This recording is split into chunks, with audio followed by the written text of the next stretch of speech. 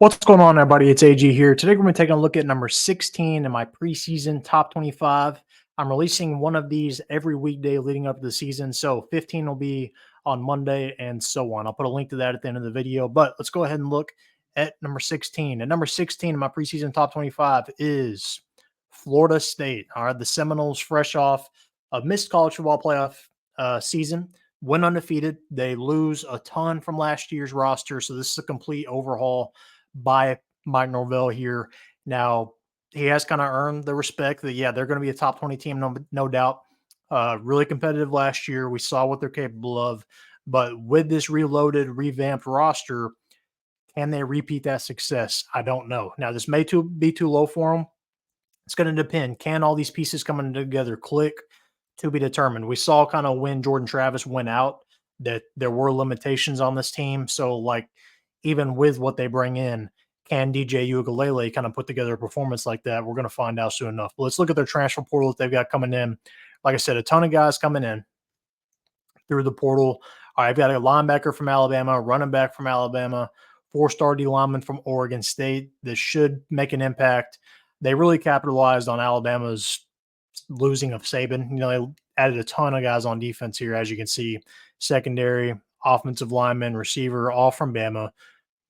And then let's see, you got a 4-star D lineman coming from West Virginia, receiver from LSU. So they have loaded up here. Edge rusher Marvin Jones from Georgia, that's a big one. And then DJ Uiagalelei coming over from Oregon State back to the ACC. If you don't know, yes, this is DJ Uiagalelei from Clemson a couple years ago. So he's back in the ACC. He's proven he can be a winner. Now, he's not going to put up great stats or anything, but that doesn't matter because he wins ball games. Can that translate into college football playoff experience? We're going to find out. But looking at their schedule last year, all right, handled LSU in that first game pretty handily by 21. Beat Clemson in overtime. Beat Duke, which was a top 25 team. Beat Miami. Then struggled with Louisville, but beat them, and then beat Florida as well. Now, again, they look like a different team without Jordan Travis, but justifiably so. But with this revamped roster, are they a contender in the ACC? Yes. I think the answer is definitely yes to that. They're definitely a top 5 team in the ACC, no doubt. Even higher, some might argue. I would say most people probably put them in the top 2, them and Clemson. I might throw a couple other teams in there, but I don't want to spoil the top 25.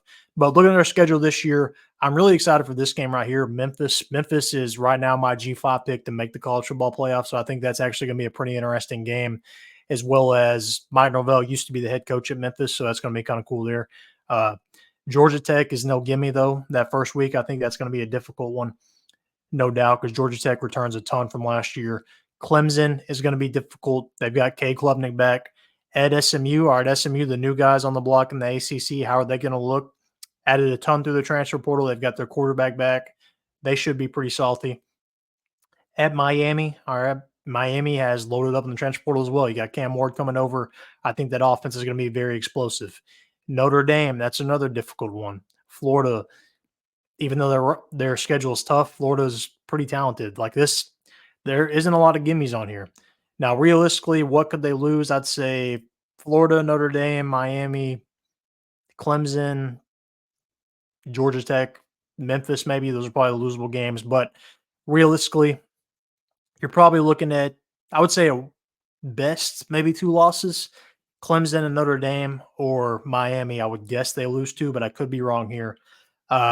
This roster is talented again, but it's going to depend on how well they mesh together. If they can, I think this team's a threat to not only win the ACC, but maybe even make a run in the playoff. But again, I need to see a little more before I can fully get behind them. So that's why they come in at number 16 for me. But where would you rank Florida State? Comment down below. Make sure to like this video and subscribe.